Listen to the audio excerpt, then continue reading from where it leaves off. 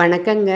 இன்னைக்கு எங்கள் வீட்டு மாடி தோட்டத்தில் காய்கறிகள், கீரைகள், பூக்கள் அறுவடையை பார்க்கலாங்க. முதல்ல சாமந்தி பூவை அறுவடை செஞ்சுக்கலாங்க.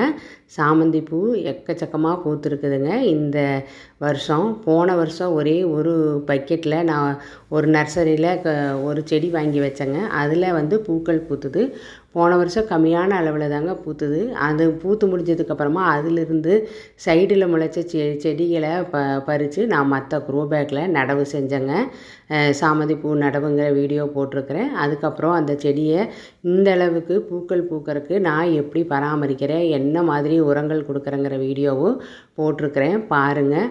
அதிலிருந்து 4 க்ரோ பேக்கில் நடவு செஞ்ச பூச்செடி இந்த அளவுக்கு நிறைய பூக்கள் கொடுக்குதுங்க. இப்போ பூக்க ஆரம்பித்து ஒரு மாதத்துக்கு மேலேயே ஆகிடுச்சுங்க.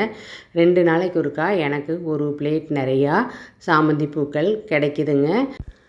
எங்கள் மாடி தோட்டத்தில் நான் எந்த வித கெமிக்கல் உரங்களும் பயன்படுத்தலைங்க. எல்லாமே நம்ம ஆர்கானிக்கான உரங்கள் தாங்க. வீட்டிலையே வேஸ்ட்டாக போகிற பொருட்களை வச்சு உரங்கள் தயாரித்து அதை தாங்க நான் செடிகளுக்கு கொடுத்துட்டு வரேன். எல்லா செடிகளுமே இந்த வருஷம் நல்லாவே காய்கள் கொடுத்துருக்குதுங்க, பூக்களும் பூத்துருக்குது.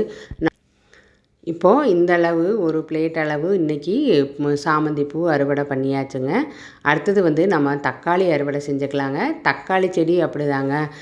நம்ம இந்த மாதுளை மரம் நட்டுருக்கிற அதே ட்ரம்மில் தாங்க தக்காளி செடி முளைச்சது. 2 செடி சூப்பராக நல்லா முளைச்சதுனால நான் தக்காளி செடியை எடுத்து விடாமையே விட்டுட்டேங்க. எப்படி இருந்தாலும் மாதுளை மரம் காய் அந்த சீசனுக்கு தாங்க காய்க்கும். மற்ற நேரத்தில் கீழே நம்ம இந்த மாதிரி காய்கறி செடிகளை விட்டுட்டோம்னா அதுவும் நம்மளுக்கு அறுவடை கிடச்சிருங்க.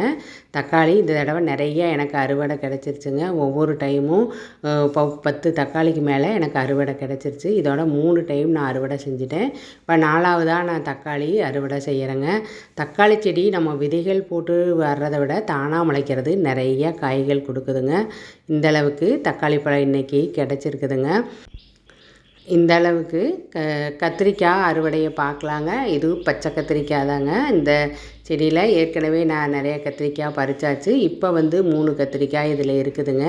கத்திரிக்காய் இப்போ இது சின்னதாக தாங்க இருக்குது. இதை விடவும் நம்ம விட்டால் ரொம்பவே பெருசாகும். இப்போ நம்மளுக்கு சாம்பாருக்கு வேணுங்கிறதுக்காக வேண்டி நான் பறிச்சுக்கிறேன். கத்திரிக்காய் பெருசாக இருந்தாலும் நல்லா பிஞ்சாக தாங்க இருக்கும், சுவையாக இருக்கும். நம்ம ஆர்கானிக்காக வளர்த்தி சாப்பிட்டு பார்த்தோம்னா அதுக்கப்புறம் கடையில் கத்திரிக்காய் வாங்கி சாப்பிட்றதுக்கு மனசு வராதுங்க.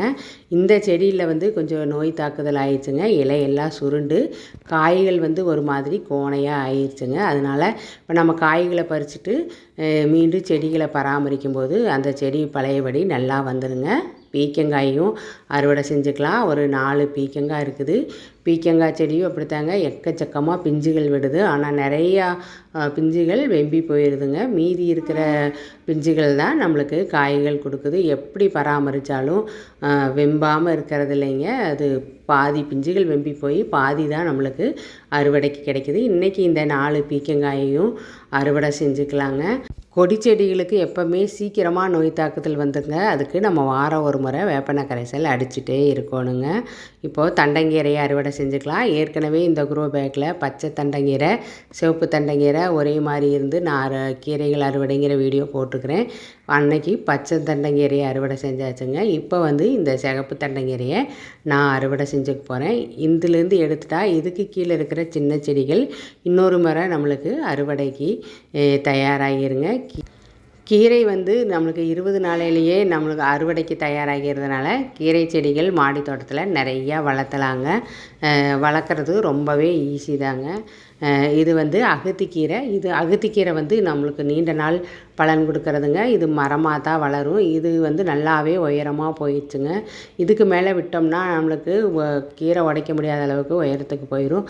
அதனால் மேலே இருக்கிற கிளைகளை உடச்சி எடுத்துக்கலாங்க. அது வீடியோவில் எடுக்க முடியாத அளவுக்கு உயரத்துக்கு போயிடுச்சுங்க. நான் இப்போ அதை உடச்சி எடுத்துக்க போகிறேன்.